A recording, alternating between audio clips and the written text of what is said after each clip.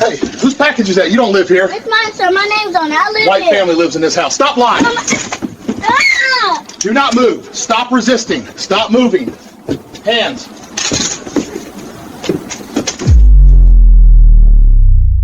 Officer Travis Reed, a patrol officer with a documented record of 6 buried complaints for racial bias, was driving through Oakwood Lane on a quiet Thursday afternoon when he spotted an 11-year-old black girl standing on the porch of 1427 Oakwood Lane, clutching a brown Amazon package, and immediately concluded she was stealing from what he assumed was a white family's home. He confronted the child. She held up the package.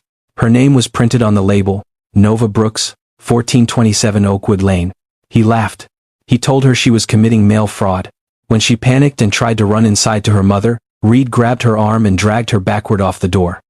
When a neighbor ran out filming and screamed that the girl lived there, Reed told her to mind her business. Then he tasered an 11-year-old girl on her own front porch. What Officer Reed did not know was that Nova's mother, the woman whose name he had never thought to check, in the house he had never thought to question, was State Attorney Kamara Brooks. That she would walk into the police station 38 minutes later without raising her voice, that his career, his pension, and his freedom would not survive the afternoon. And what absolutely no one knew, not the chief, not the neighbor filming from the porch, not even Nova herself, was that Kamara Brooks had once been the little girl on the porch. Before we go any further, what city or country are you watching from? Drop it in the comments. If you are ready to see institutional racism taken down, like this video and drop a comment telling me where you're watching from. And if this is your first time here, hit that subscribe button right now because you won't want to miss tomorrow's story of cops messing with the wrong people and finding out. Let's continue. Oakwood Lane on a Thursday afternoon in late spring looked exactly the way suburban streets are supposed to look. Neat lawns trimmed at the edges, oak trees casting long shadows across pale concrete sidewalks, children's bikes lying on their sides in driveways as if dropped mid-thought. The kind of neighborhood where delivery trucks came and went all afternoon without ceremony, where a package on a front porch was nothing worth noticing, where the distance between one house and the next felt like a gentleman's agreement about privacy and peace. Neighbors knew each other in that particular suburban way, enough to wave from driveways, enough to accept a package, not always enough to know what a person had been through before they arrived on the street. At 4:17 p.m., the Amazon truck turned off Oakwood and disappeared around the corner. Nova Brooks pushed open the front door of 1427 Oakwood Lane and stepped outside. She had been tracking that package for 6 weeks. It was the new game she had ordered with birthday money her grandmother had sent her last month, a release she had been anticipating since its announcement in the fall, the one she had shown her mother on her phone no fewer than a dozen times as quiet evidence of wanting. She was 11 years old, a 5th grader at Cedarwood Elementary, a reader of thick library books and a collector of small things that interested her. She had checked the tracking link 4 times before lunch that day alone, had refreshed it twice more during homework, and had stood at the front window watching for the brown truck with a patience that exceeded what most adults would have managed. The waiting had been the kind of waiting that makes an object more precious than it would have been otherwise, the kind that 11-year-olds understand intuitively and rarely get credit for. The package sat on the welcome mat exactly where it was supposed to be. Brown cardboard, a white shipping label, the smile-shaped logo curling across the side. Nova picked it up with both hands and held it to her chest for a moment, the way children hold things they have waited for, not opening it yet, just possessing it, letting the waiting end properly. She did not notice the patrol car idling at the curb. Officer Travis Reed had been running his regular loop through the Oakwood corridor for 11 months. He knew the street's rhythms the way he believed he knew most things, by surface, by assumption, by the shorthand that experience had handed him and that he had never found reason to question. 6 complaints in his personnel file over 8 years.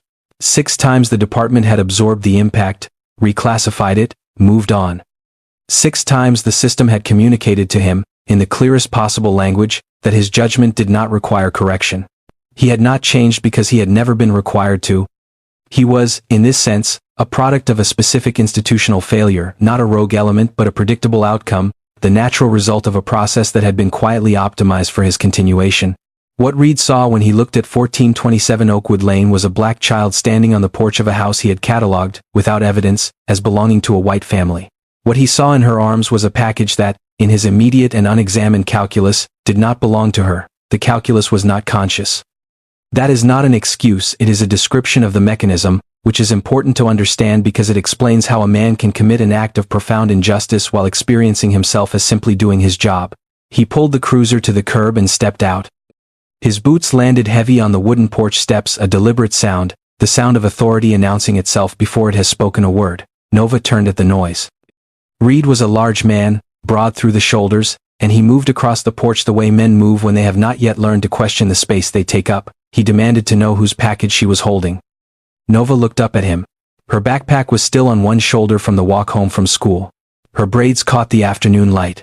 She was small, genuinely, unremarkably small in the way that 11-year-old girls are, and she blinked at him with an expression that had not yet settled into fear because she had not yet understood that fear was what the moment required.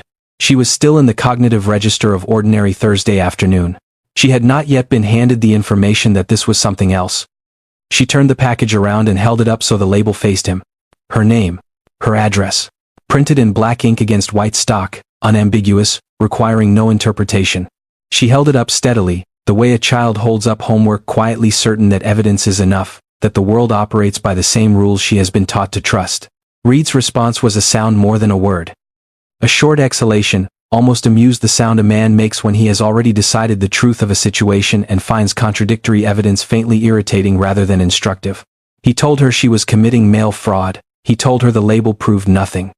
He stepped closer, reducing the distance between them in the particular way that authority uses physical space when it wants to communicate that argument is not an option. The afternoon continued around them, indifferent and unchanged. A lawnmower hummed somewhere down the block. A car passed without slowing. The sun pressed warm against the wooden porch boards and against the back of Nova's neck and against the brown package she was still holding with both hands, her knuckles going pale with the pressure of holding something that was hers. She could feel her own heartbeat, not metaphorically, literally, in the way children feel it when their bodies understand something their minds are still catching up to. Her pulse moved visibly in the soft column of her throat. Her backpack slid off one shoulder. She did not reach down to fix it. Something in her had shifted from ordinary to emergency without her conscious permission, and her body was responding with the honesty that bodies have before the mind can intervene. When Reed told her she was being detained, Nova did the only thing her body knew to do. She ran. Not away toward. She turned for the front door, sneakers slapping the porch boards, and she screamed one word toward the house, toward the interior, toward the specific warmth and specific safety she associated with the sound of her mother moving through rooms. She screamed it once, high and clear, and it carried through the screen door and through the quiet suburban air and into the ears of every neighbor within a half block. It was the word children have screamed toward safety since before language was language. It carries its own frequency. Reed's hand closed around her arm before she reached the door. He yanked her backward, not a redirect, a yank, the full mechanical force of a large man applied to a small child's arm, enough to make her stumble sideways and drop one knee against the porch railing. The package lurched in her grip, but she did not let it go. Reed began pulling her toward the steps, talking over her, his voice flat and procedural as he narrated her alleged crime to no one in particular, performing the language of lawful arrest over an act that was neither lawful nor an arrest of anyone who had done anything. The door of the house next door swung open. Linda Hernandez came out with her phone already raised and already recording. She had heard the screaming. She had lived beside the Brooks family for 3 years. She knew Nova's name, knew her grandmother, had accepted packages on their behalf on days when no one was home, had waved to the girl every morning from her kitchen window during the school year. She crossed to her own porch railing and leaned over it and told Reed clearly and at volume that the child lived there, that he needed to release her, that she was filming everything. Reed did not look at her. He told her, in 3 words, to stay out of it. He tightened his grip on Nova's arm. Nova was crying now, the involuntary, pressurized kind, tears running without permission down her face while the rest of her kept trying to resist, kept twisting against a hold that was not going to release her. She was still holding the package. Even now, even with everything that was happening, she had not let go of the package. It is the kind of detail that would later make people who heard the story stop speaking for a moment. Reed issued one warning. Then he drew the taser. The prongs discharged into Nova's chest from a distance of less than 4 feet. 50,000 volts entered a body that weighed 71 pounds. Her legs went first buckling without sequence, without warning, her knees hitting the porch boards with a sound that Linda Hernandez would describe later, in a sworn statement, as the worst sound she had ever heard in her life. Nova's arms flew wide. The package finally fell. She convulsed on the wooden boards. Her small frame jerked in the arrhythmic, involuntary pattern that the body produces when electricity overrides every system it has built to protect itself. Her eyes were open and they were wide and they were seeing nothing in particular.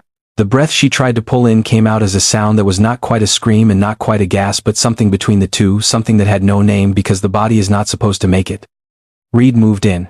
He rolled her onto her stomach. He cuffed her wrists behind her back while she was still twitching, still fighting the electricity out of her system, still trying to find the breath she had lost. He lifted her by the arms and moved her down the porch steps and across the lawn toward the waiting patrol car at the curb, his movements efficient and unhurried, as if the paperwork for this had already been filed. Linda Hernandez did not move. She stood at her porch railing with her phone raised and she kept filming because it was the only thing left available to her. Her hand was shaking, the phone was not. The patrol car door closed. The engine turned. The car moved down Oakwood Lane and turned at the corner and was gone. The brown Amazon package lay on the welcome mat where it had fallen, Nova Brooks, 1427 Oakwood Lane. The label still clear, still legible, still right there in the warm afternoon light for anyone who had cared to read it. No one had cared to read it. Linda Hernandez sat on the edge of her couch with her phone in both hands and her elbows braced against her knees, the way people sit when they need their whole body to hold something steady. Her living room was dim. She had not thought to turn the lights on and the afternoon was still coming through the front window at a low, golden slant that seemed entirely inappropriate for what had just happened 30 feet from where she sat. The video was 43 seconds long. She had watched it twice through, in the particular suspended state of a person who has witnessed something and cannot yet make it fit into the category of things that happen. She had been a neighbor for 3 years. She had never once had a reason to use the emergency contact saved in her phone under K-Work. Kamara had given it to her during a conversation at the property line 2 summers ago, casual and practical in case anything ever happens when Nova's home alone. Linda had saved it and not thought about it again. Now she opened it, attached the video without adding a caption because there was no caption that would not diminish what the video already said on its own, and pressed send. The timestamp on the receipt read 4:31 p.m. 14 minutes had passed since the patrol car left the curb. She put the phone down on the cushion beside her. She sat for a long time looking at the wall across the room, the way people look at walls when the alternative is to keep looking at what just happened. The conference room on the 4th floor of the Hargrove County Courthouse had floor-to-ceiling windows and a long mahogany table and the particular quality of artificial silence that comes from a room that has been deliberately insulated from everything outside it. It was the kind of room that produced a specific professional gravity, the kind that organized people into careful speech and measured posture. Kamara Brooks sat near the head of that table in a charcoal blazer, a legal pad open in front of her covered in handwriting too neat for the pace of the meeting. Listening the way trial lawyers learn to listen, with the full apparatus of attention, taking everything in and offering nothing back. Her phone had been face down on the table to her left for 50 minutes without moving. When it vibrated, she glanced at it without lifting it, a reflex calibrated by years of meetings where the phone stayed down. The preview showed Linda's name and no text. Only a video attachment, which was unusual enough that she picked it up. She excused herself with 2 words and a gesture toward the door, and stepped into the corridor. The hallway outside was carpeted and hushed in the way institutional corridors are when they want to communicate the weight of what happens behind their doors. She moved to the window at the far end, turned her back to the conference room glass, opened the video, and turned the volume up. It began with her own porch. She registered the front steps before anything else, the grain of the wood, the potted fern her mother had sent 3 Christmases ago still positioned to the left of the door exactly as it had always been. The welcome mat Nova had selected from a catalog with the focused certainty that children bring to aesthetic choices. Then she saw her daughter. Then she saw the officer's hand on her daughter's arm. Then she watched the taser discharge, and the small body go down, and the legs kick against the boards and the hands cuff the child while she was still convulsing. And she watched all of it the way you watch something when every professional layer you have built across a 20-year career is being peeled back by 43 seconds of footage from a neighbor's phone. Kamara's face did not collapse. It is important to say that clearly, because what happened to it was more controlled and more devastating than collapse. It moved through layers the way a building moves through structural failure, each load-bearing element giving way in sequence, the whole thing settling into a new and irreversible configuration. First, the professional composure that was her default setting in any room, then beneath that, something raw and maternal and animal that had no place in any professional vocabulary she had ever been given. Then, below that, something older, still something that had been held in a sealed room inside her for 20 years, patient and still and waiting for exactly the right key. Her free hand found the window ledge, her knuckles whitened against the phone. The video ran its 43 seconds and the screen went dark. As that screen went dark, if you watched your own child being tasered on your own front porch for picking up her own package, what would you do in that exact moment? Not what you think you should do. What you would actually do. Type your answer in the comments. And if you believe no child should ever live through that moment, share this right now so no mother has to watch that footage alone. What came back in the dark of the screen were not thoughts. They were images brief, involuntary, arriving with the precision that certain memories acquire when they have been stored under pressure long enough. A porch that was not this porch. Steps that were not these steps. Her own hands smaller, shaking in a way Nova's had shaken, holding nothing, because there had been nothing in her hands that evening. There had only been a girl on her grandmother's porch, on a July evening when the roses along the fence were blooming, and an officer who had drawn a conclusion before he finished forming the thought. And 50,000 volts that hit her body and took the world sideways. She had been 11 years old. She had not had a package. She had not had anything except the front door she was reaching for when the electricity arrived. She pressed the images back down. She would not need them yet. There would be a moment for them, and when it came she would use them with the same precision she brought to every piece of evidence she had ever introduced in a courtroom. But that moment was not here, in this hallway. That moment was in the building she was about to drive to. She walked back past the conference room without stopping. She collected her bag from the hook beside the door without entering, told the assistant in the corridor that she had a family emergency and the meeting would proceed without her.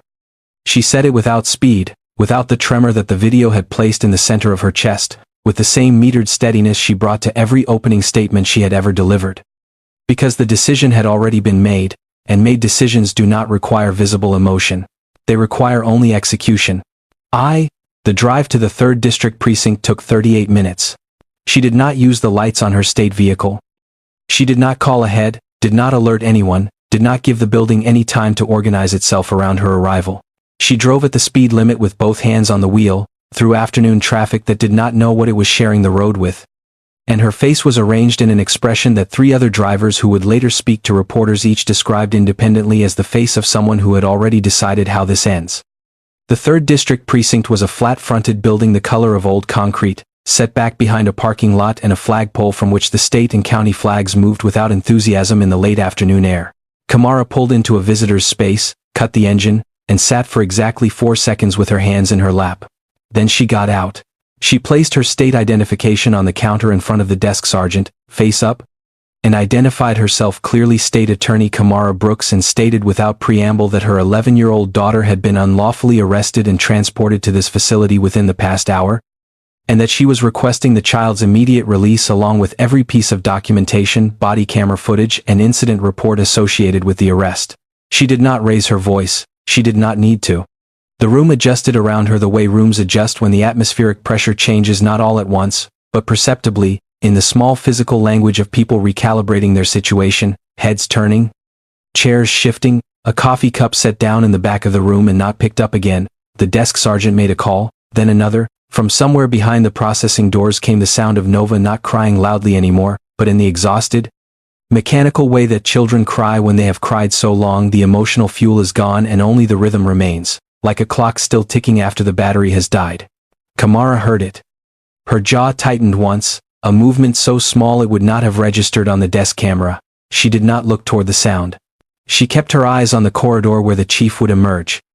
He appeared 2 minutes later, still buttoning his jacket, which meant he had been given just enough time to know who was standing in his lobby but not enough time to decide what to do about it. The color left his face in the first 3 steps, not all at once, but in the sequence of a man processing, in real time, the precise dimension of what he is standing inside.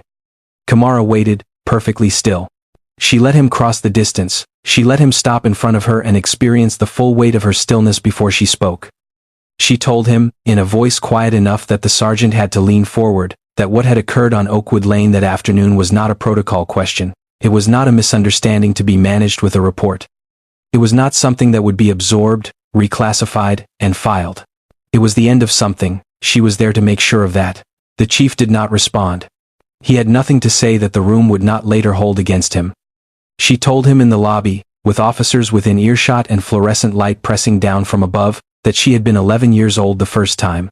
Not as a preface to a longer argument, not as an appeal for sympathy. As a statement of record, the kind that lands in rooms the way evidence lands, not asking to be believed but simply existing, requiring the room to reorganize itself around the fact of it. She had been standing on her grandmother's porch on a July evening 20 years ago, in a neighborhood 3 miles east of where Oakwood Lane now stood. An officer from this same department had seen her and decided, in the same compressed, unexamined way that Travis Reed had decided that afternoon, that she did not belong where she was standing. There had been no package, no label, nothing in her hands at all except the air of an 11-year-old girl reaching for a door. and 50,000 volts had hit her body and put her down on the boards of her grandmother's porch while the roses along the fence were at their fullest bloom. No one had filed a complaint. The department had produced a brief internal report, misread threat assessment, incident closed, and the file had not been opened since. The girl had gone home with her grandmother and sat in the kitchen while her grandmother pressed a cool cloth to her wrists and did not speak for a long time, and the girl had made a decision in that silence that she had never spoken aloud to anyone, not to her law school professors. Not to the colleagues who had watched her build one of the state's most formidable prosecutorial records across 2 decades, not to the chief standing in front of her. Not to her own daughter sleeping in a house on Oakwood Lane under a porch light that came on every evening at 6:15. She had decided that the only answer to a system that could do that to a child was to become the system, not to stand outside it with a sign, not to write about it or testify before it from a seat in the gallery. But to pass the bar, earn the office, accumulate the title and the authority and the 20 years of unimpeachable record that would make the moment when it inevitably came, because she had understood from the beginning that it would come impossible to dismiss. Every case she had prosecuted, every verdict she had earned, seen and send a visit, every prosecuted, every complaint she had quietly tracked in the department's files since taking office. All of it had been preparation for a morning she could not have predicted and did not need to predict, because she had simply made herself ready for whenever it arrived. It had arrived on a Thursday afternoon at 4:17 p.m., when a patrol officer stepped out of a cruiser on Oakwood Lane. The chief stood very still while she spoke. When she finished, his voice had the careful, constructed quality of a man choosing footing on uncertain ground. She did not let him finish the first sentence. She placed a single document on the counter, a summary she had drafted on her phone during the drive, citing the relevant statutes with the efficiency of someone who had been citing them for 20 years, and told him she wanted Officer Travis Reed's full personnel file on a desk she could use within the next 15 minutes. The file contained 6 complaints, spanning 8 years. They had been filed, reviewed, reclassified, and archived with a consistency that spoke not of ordinary oversight failure but of deliberate management, each complaint handled just below the threshold that would require external review, each resolution worded to minimize rather than examine. Someone had been doing this work carefully. That person would become the subject of a secondary investigation that Kamara filed the following week. She read through the Reed file in 22 minutes in a small conference room off the main corridor, a cup of coffee at her elbow from a junior officer who did not make eye contact. She did not touch the coffee. Her handwriting on the legal pad narrowed as she worked through the documents, the way it always narrowed when she was converting information into structure. The body camera footage arrived through the department's review system 40 minutes after her arrival. It confirmed everything Linda Hernandez's phone had captured and added what Linda's angle had not been able to show. The moment 6 seconds before Reed issued his first command, when he had looked directly at the shipping label on the package in Nova's arms, he had read it. He had seen the name. He had seen the address. He had stepped onto the porch anyway. Reed was still in the building. He had returned from processing Nova's arrest and was in the break room when the notification of his administrative suspension reached him at 6:14 p.m. Kamara's office, working in coordination with the county's legal team through the evening and into the following morning, compressed the standard review timeline from several weeks to 72 hours. The review required no interpretive work. Reed was terminated on the 3rd day, the finding entered into the record with the flat, declarative language that institutional documents use when the outcome was never actually in question. Linda Hernandez's 43-second video did not wait for any of this. It crossed 2 million views before midnight on the day of the arrest, shared by people who had never heard of Oakwood Lane and never would, but who recognized in 43 seconds something they had witnessed before, or carried the fear of witnessing. By the following morning it had passed 11 million. By nightfall of the 2nd day, 30 million. The comment sections filled with the particular mixture of grief and recognition that accumulates when a story touches something people have been holding without a name for it.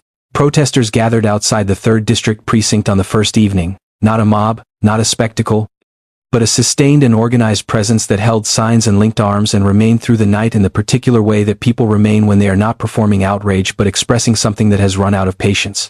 National correspondents arrived by morning. The story moved from local feeds to network broadcasts to congressional statements inside 48 hours. Several legislators who had sat on police reform legislation for 2 sessions announced they were reopening it. The criminal charges against Reed were filed in coordination with the state attorney general: assault on a minor, excessive use of force, false imprisonment, and civil rights violations committed under color of law. The trial was not long. The body camera footage and Linda's video between them left the defense with no version of events the jury was willing to enter. Reed was convicted on all counts. He was sentenced to 4 years in a state correctional facility. He was photographed leaving the courthouse in handcuffs on a Tuesday morning in October, and the photograph ran on the front page of the county paper beneath a headline that did not require elaboration. The county's legal team initiated settlement discussions before the criminal verdict was reached, which is the institutional equivalent of an acknowledgement that waiting for the verdict would only make the eventual settlement larger. The federal civil rights lawsuit, filed on Nova's behalf, was resolved for $1.4 million, the largest such settlement awarded to a child victim of police violence in the state's recorded history. The settlement was not an admission of guilt. These settlements never officially are. But the reforms written into its terms were specific enough that anyone who read them carefully understood what was being admitted between the lines. Every officer in the 3rd District completed mandatory implicit bias and de-escalation training within 60 days. Department policy was amended to prohibit taser deployment against individuals under 14 except in circumstances involving an immediate and documented threat to life, a threshold that, reviewed against the record of the past decade, would have prevented every taser incident involving a minor in the department's history. An independent civilian oversight board was seated with authority to review complaints, audit personnel files, and issue binding operational recommendations. Officers carrying 2 or more sustained bias complaints were placed on mandatory quarterly review as a condition of continued active duty.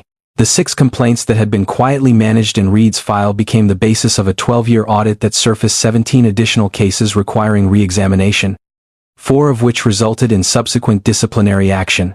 Nova came home on a Thursday. It had been 4 days. She moved carefully through the house, not from significant physical injury, though the small circular marks left by the taser probes were still visible on her chest and still tender when she pressed them, which she did sometimes without thinking, the way people touch a bruise to confirm it is still there. She moved carefully the way children move when the world has demonstrated, in a specific and irrefutable way, that it can be more dangerous than they were told.